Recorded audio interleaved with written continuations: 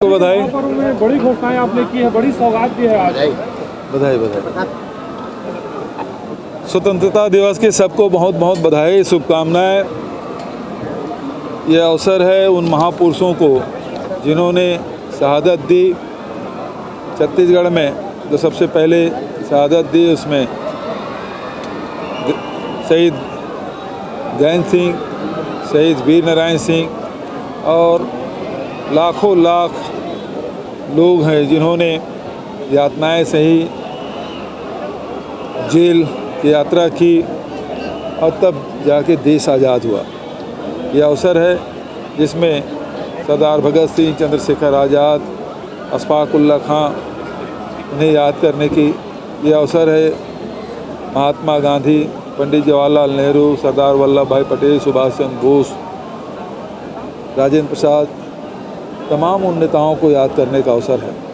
छत्तीसगढ़ में गुंडाधुर, पंडित रविशंकर शुक्ल, डॉक्टर खूबचंद बघेल, पंडित सुंदरलाल शर्मा सहित अनेक हमारे स्वतंत्रता संग्राम सेनानियों से स्मरण करने का है। इनके त्याग और बलिदान से ही देश आज़ाद हुआ और हम सब मिलकर देश के आज़ादी का पर्व मना रहे हैं। पिछले 5 साल में छत्तीसगढ़ ने अनेक सोपान तय किए हैं, जहां लोगों के आर्थिक स्थिति में सुधार हुआ है। स्वास्थ्य के क्षेत्र में अनेक कदम उठाए गए। उसी के साथ साथ शिक्षा के क्षेत्र में महत्वपूर्ण भूमिका रही स्वामी आत्मानंद अंग्रेजी स्कूल की। नक्सल प्रभावित क्षेत्र जहां 600 गांव उजड़ गए थे, वहां हम लोगों ने 300 से अधिक स्कूलें खोली। शिक्षा है, स्वास्थ्य है, रोजगार है और उसके साथ साथ छत्तीसगढ़ की संस्कृति में जहां हरेली, तीजापुरा, छठ पर्व, कर्मा जयंती, छेरछेरा पुन्नी, इसकी भी शासकीय अवकाश घोषित किया गया। और आज सब प्रदर्शन में आप देखेंगे कि उसकी झांकी स्कूली बच्चों के प्रदर्शन में देखने को मिला है। आज अश्वारोहित दल का भी प्रदर्शन आपने देखा है। तो महिला टीम के द्वारा जो बैक पाइप का जो प्रदर्शन किया, पहली बार छत्तीसगढ़ में हुआ है, ये आकर्षण का केंद्र रहा है। उसी के साथ साथ छत्तीसगढ़ में बहुत सारी घोषणाएं मैंने की, जिसमें संस्कृति, सुरक्षा, कृषि, सुगमता आदि अनेक क्षेत्र है, जिसमें साहित्यिक वातावरण बनाने के लिए 3 प्रकार की घोषणाएं मैंने की है। और छत्तीसगढ़िया ओलंपिक को भी उत्कृष्ट खिलाड़ी घोषित करने का, मछली पालन के साथ साथ अब मधुमक्खी पालन और रेशम कीट पालन को भी कृषि का दर्जा दिया गया है। कुक्कुट पालन के लिए भी जो लगातार हमारे कुक्कुट पालक हैं मांग करते रहे बिजली बिल के लिए, और उसके प्रोत्साहन योजना की मैंने घोषणा की। सब्सिडी भी मिलना है वाणिज्यिक दर पे, जो बिजली बिल लगता था अब किसी दर पे उनको बिजली बिल लगेगा। उसी प्रकार के 11वीं 12वीं की जो विद्यार्थी हैं जिनको जो दूरस्थ अंचल में हैं, तो ब्लॉक में ही उनको जो ख्याति प्राप्त कोचिंग इंस्टीट्यूट है उससे हम लोग ऑनलाइन उनकी पढ़ाई कराएंगे। बच्चों को प्रत्येक विकास खंड मुख्यालय में ऑनलाइन कोचिंग कक्षाएं भी उसमें शुरू की जाएगी। और जो नए ज़िले बने हैं जिसमें गोरेला पेंड्रा मरवाही है और सारंगढ़ है, बिलईगढ़ है और अम्बागढ़ चौकी, इन जो नए ज़िले बने हैं उसमें पोस्ट ग्रेजुएट क्लासेस नहीं थे, वहाँ उसको भी शुरू करने के। और आर्टिफिशियल इंटेलिजेंस का भी की दिशा में हम लोग कदम उठा रहे हैं, ताकि आने वाले बच्चे भविष्य हमारे उसे जुड़ें और देश और दुनिया में वो अपना भाग जमा सकें।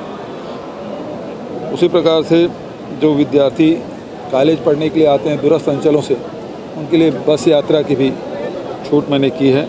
और छत्तीसगढ़ी भाषा के साथ साथ जो क्षेत्रीय हमारी भाषा है, तो सरगुजिया है, कुड़ूख है, हल्बी है, गोड़ी है, बस्तर में बोली जाती है, उसमें भी पहली से 5वीं कक्षा तक के एक विषय उसका पढ़ाया जाएगा।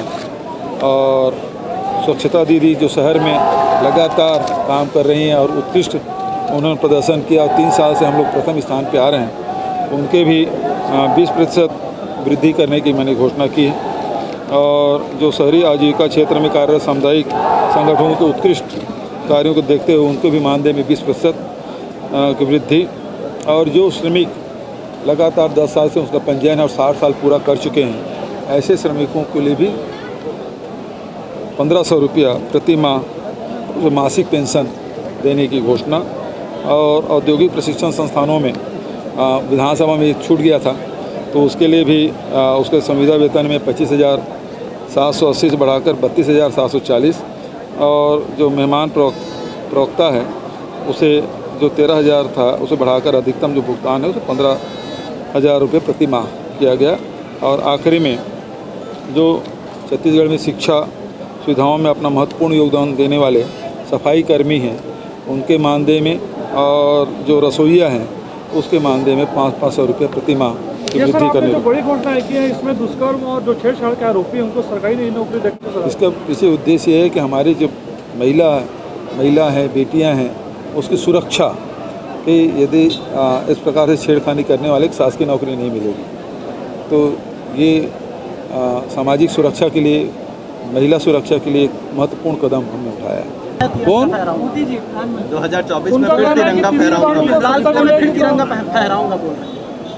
अच्छा बात है, वो अशोक रोड में जो भारतीय जनता पार्टी कार्यालय है ना, वहाँ फहराएंगे।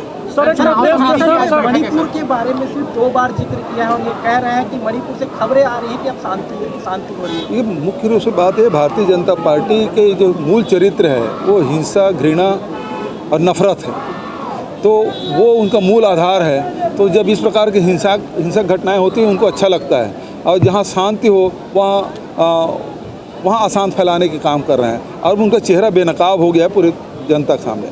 चुनाव समिति की आज बैठक है सर, पहले किस तरह से रणनीति रहेगी? आगे अब रणनीति के बारे में चर्चा होगी, उसके बाद आपको आज शाम रात में होगी तो फिर आपसे बात करेंगे। Thank you sir.